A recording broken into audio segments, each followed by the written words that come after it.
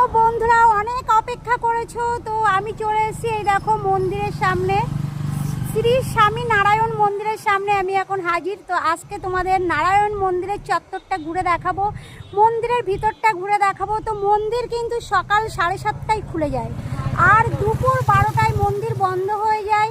আর এদিকে তোমার বিকাল 4টেই খুলবে, মানে দুপুর 12টা থেকে বিকাল 4টে পর্যন্ত মন্দির বন্ধ থাকে।